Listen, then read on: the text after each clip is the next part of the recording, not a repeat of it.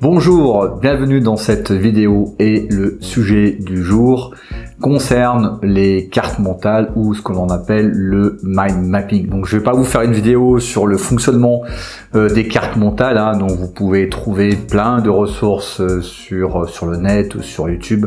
C'est pas l'objet. Donc en gros, les cartes mentales, c'est une représentation par arborescence des connaissances ou des notes que vous avez. Donc c'est une retranscription par arborescence de notes ou de connaissances. Voilà, grosso modo, pour schématiser, pour les connaisseurs et les adeptes de la carte mentale. Donc ne m'en voulez pas si je fais ce résumé très succinct, mais c'est pas l'objet de la vidéo aujourd'hui.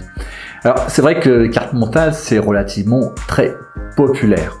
Et le sujet du jour, c'est de savoir quelle est l'efficacité des cartes mentales. Faut-il privilégier l'apprentissage par les cartes mentales? Et est-ce que la carte mentale ou les cartes mentales facilitent la pensée critique ou le phénomène de réflexion? Et pour répondre à toutes ces questions, on va se baser sur quelques études qui ont été menées sur le sujet. C'est ce que l'on va voir dans cette vidéo. Alors, l'étude la plus récente a été menée en 2020-2021, parce qu'en fait l'étude est menée et ensuite elle est publiée. Donc elle a été faite en 2020 et a été publiée en 2021. Donc cette étude concernait des étudiants en physique, 74 étudiants au total, de la première à la troisième année. Donc après avoir utilisé les cartes mentales ou de mind mapping, quand je dis carte mentale, je fais une petite parenthèse, quand je dis carte mentale, ça veut dire aussi mind mapping, c'est en fonction, mind mapping c'est le terme anglais. Bref. Donc si on reprend les cartes mentales, après que ces étudiants, ces 74 étudiants aient utilisé les cartes mentales, les étudiants ont répondu à un questionnaire. Donc questionnaire concernant la facilité d'apprentissage, la facilité de retenir l'information, et plus de la moitié d'entre eux ont répondu que les cartes mentales les ont vraiment aidés à l'analyse, à la compréhension, à l'organisation et l'intégration de l'information, et bien entendu aussi à la mémorisation. Mais ça veut dire aussi qu'il y a des élèves où l'utilisation des cartes mentales ne les a pas forcément aidés. Ah oui, l'histoire du XXe siècle, j'adore. Il faut que j'apprenne tout ça là. Je prends des notes. Là. Allez. Vous demandez les cartes? C'est évident. C'est les cartes mentales. Je les mets là et l'information elle rentre. C'est pas beau ça. Donc il existe une deuxième étude qui a été menée dans le cadre de la London School of Medicine à Londres. Donc cette étude date de 2002. Alors c'est vrai que ça date un petit peu, mais ça ne change rien à notre étude. Alors, cette étude a été menée auprès de 50 étudiants en médecine de deuxième et troisième année. Donc il y a eu deux groupes, un groupe contrôle, c'est-à-dire que un groupe où il n'y a pas eu où il y a eu un apprentissage sans carte mentale, et un groupe où il y a eu un apprentissage avec les cartes mentales. Au bout d'une semaine, suite à un test de connaissances, et c'est aussi un test de connaissances type examen, les résultats du groupe des cartes mentales étaient supérieurs de 10% quand même. Et cette étude a montré que les cartes mentales étaient surtout efficaces pour les filles. Donc ça veut dire que les résultats étaient bien meilleurs chez les filles qui ont étudié les cartes mentales que chez les garçons. L'étude numéro 3, alors le but de cette étude était d'évaluer l'efficacité de l'utilisation des cartes mentales du mind mapping dans l'enseignement de l'anatomie et de la comparer avec les méthodes traditionnelles. Donc cette étude a été menée en 2009 sur 79 étudiants de deuxième année de médecine à l'université de sciences médicales de Havas. 4 cours magistraux sur les thèmes de l'ostéologie ont été dispensés. Et à la fin du trimestre, un test à choix multiple a été réalisé à partir de 2 groupes. Et il s'est avéré que le résultat moyen des femmes, enfin des filles, dans le groupe qui a étudié avec les cartes mentales était plus élevé que ceux du groupe traditionnel, d'accord, donc du groupe féminin qui a étudié 100 cartes mentales, alors que c'est ça qui est intéressant, qu'il n'y avait pas de différence significative dans le groupe des messieurs, dans le groupe masculin, c'est-à-dire que chez les garçons, qu'ils étudient avec les cartes mentales ou qu'ils étudient de façon traditionnelle, au test, il n'y a pas eu de différence significative de résultats. Ça, c'est très intéressant, ce qui confirme d'ailleurs les résultats de l'étude numéro 2 de 2002, à savoir que l'efficacité se trouve généralement plus chez les filles que chez les garçons. Alors, je vous explique, belle maman. Les cartes mentales, ça, c'est des cartes normales, vous voyez, pour faire des fiches. C'est son anniversaire aujourd'hui. C'est bien pour prendre des notes. Vous savez, quand vous allez à votre université des vieux... l'université des seniors. Ben oui, l'université des seniors, oui. Dis donc, belle maman, c'est votre anniversaire, là, il est en retard, votre fois. C'est pas de sa faute, hein, il travaille. C'est quand même bizarre, quand même. Oui, mais bon, quand même, le jour de votre anniversaire, oui, quand même. Mais c'est pas lui qui fait les horaires.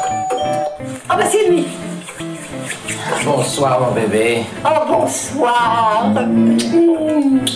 Bon anniversaire. Merci, mais viens, je te Excuse-moi, je suis présente. terriblement en retard. C'est pas grave. Bonsoir, pardon, je suis en retard, mais vous n'imaginez pas les embouteillages. Alors, c'est vous qui avez kidnappé belle maman? Oh, elle n'a pas résisté longtemps à son ravisseur, vous savez. Ah, vous êtes un coquin. Et vous êtes rencontrés comment? On s'est rencontrés à l'église. Chaque fois que j'allais à la messe, il était là. Et puis alors il me regardait.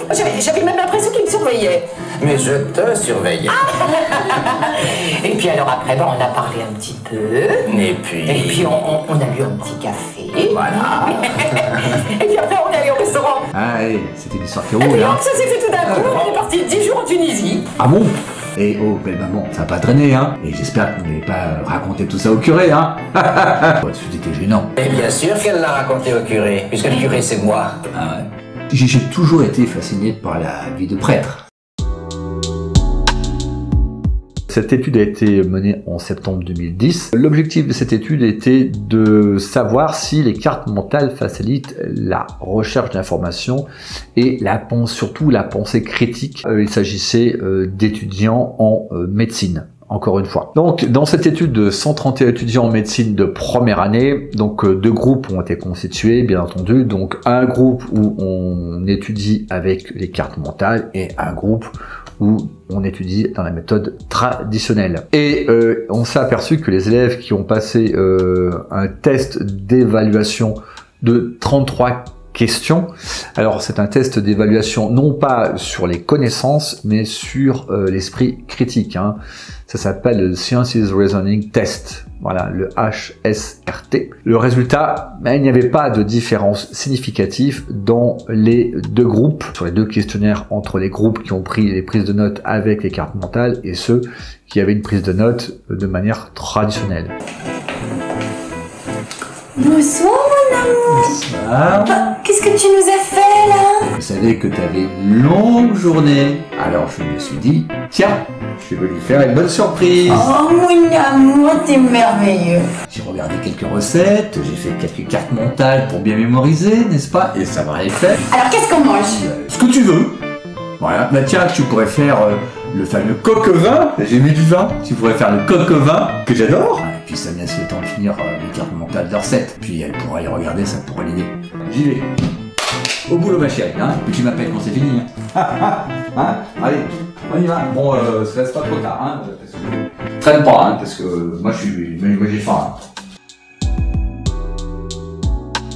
Conclusion générale de ces 4 études. Alors bien entendu, hein, ces 4 études présentent des biais, notamment celui de ne concerner que des élèves du supérieur et plus particulièrement des élèves de médecine. Hein, il aurait, pour avoir quelque chose de plus objectif et de plus pertinent, il aurait été intéressant de faire cette étude-là auprès de lycéens et de collégiens. Donc conclusion, alors concernant l'efficacité des cartes mentales, bien entendu, il y a une efficacité réelle. On peut dénoter 3 catégories d'élèves. Il y a les élèves où cela fonctionne très bien, d'autres où ça fonctionne moins bien et d'autres pas du tout comme ces 4 études l'ont montré. Quelle est la proportion où les cartes mentales fonctionnent très bien? On pourrait dire que les cartes mentales sont efficaces pour 50% des élèves. Voilà, suite à cette étude de 2020-2021, qui a été faite en 2020 et qui a été publiée en 2021. Donc on pourrait dire ça, mais le problème c'est qu'il ne s'agit que d'étudiants de médecine, d'étudiants de supérieur de médecine. Pour que ce soit vraiment pertinent, il faudrait comparer avec des études qui ont été menées auprès de collégiens ou auprès de lycéens, ce qui n'a pas forcément été le cas. En fait, ça corrobore un peu ce que j'ai pu constater moi-même de par mon expérience personnelle et du fait de lorsque je suis intervenu dans plusieurs écoles et centres de formation, ce qui représente plusieurs milliers d'élèves. Donc, dans mon expérience personnelle, je confirme bien que les cartes mentales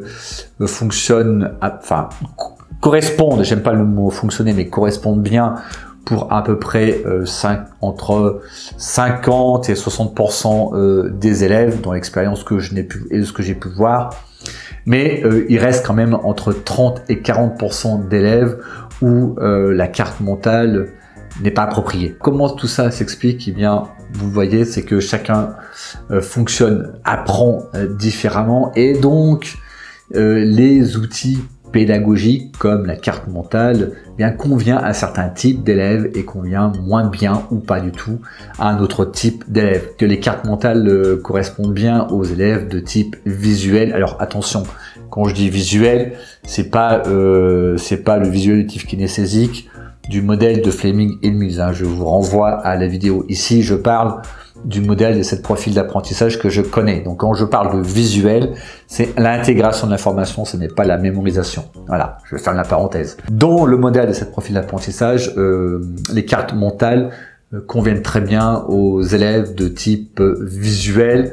Donc ça peut être soit visuel auditif, encore mieux le visuel kinesthésique avec une forte dominante visuelle dans le profil principal. Voilà. Donc ça veut dire que effectivement les cartes mentales peuvent être un outil efficace pour ce type d'élèves.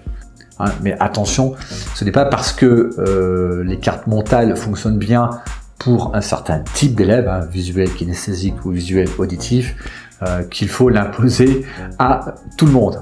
Donc sachez que quand même il reste 30 à 40% d'élèves où les cartes mentales n'est pas un outil d'apprentissage approprié. Donc rappelons que cet outil, comme le montre l'étude 4, ne permet pas non plus de faire une différence pour développer le sens critique ou de la réflexion. Dans l'étude numéro 4 qu'on vient de voir, il s'agirait aussi de creuser un petit peu le sujet. Mais déjà, cette étude donne une direction. Donc, l'erreur serait de vouloir imposer la carte mentale à tout le monde. C'est un outil qu'il faut proposer, mais ne pas imposer. Ce n'est pas parce que aussi vous avez un élève qui a de la difficulté avec la carte mentale, qui ne sait pas l'utiliser. Souvent, j'ai vu ça, des enseignants qui sont bienveillants, qui veulent aller dans la bonne direction, et qui se disent mais ça fonctionne normalement ça devrait fonctionner pour tout le monde. Donc si un étudiant, si un élève n'y arrive pas, c'est que en fait il ne sait pas manier la carte mentale, il connaît pas le fonctionnement de la carte mentale. Non, ça veut dire tout simplement, alors peut-être ça peut arriver, mais d'après mon expérience, si la carte mentale convient à un élève, il intègre cet outil relativement facilement. Si vous avez des élèves qui ont de la difficulté, ça ne veut pas dire qu'ils ne savent pas l'utiliser, ça veut dire que l'outil lui-même ne leur convient pas et il faut l'accepter. Très important de ne pas faire d'un outil pédagogique quel qu'il soit une religion. Voilà, c'est tout pour cette vidéo. Merci de m'avoir suivi. Likez si vous avez aimé. Et puis, bien entendu, abonnez-vous à la chaîne. Et pensez-y, il y a aussi le guide gratuit dont vous avez le lien en description. Et comme d'habitude, vous avez les sources de cette vidéo, de ce que je dis, dans la page source. Le lien étant aussi en description. Et je vous dis à très bientôt. Ciao!